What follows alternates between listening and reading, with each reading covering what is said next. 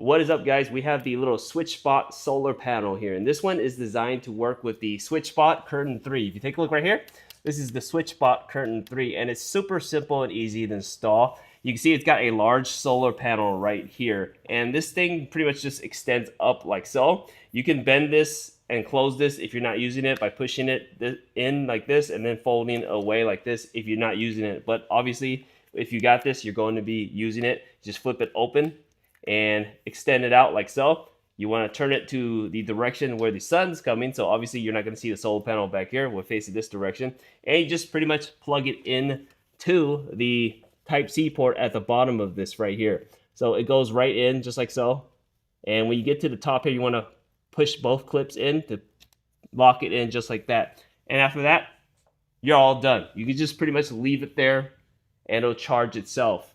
Now, what's great about this is ever since I installed it, I never had to take it off to charge. It's pretty useful and it works really well. Definitely a nice little solar add-on for the SwitchBot Curtain 3 here. I recommend. We hope this review helps.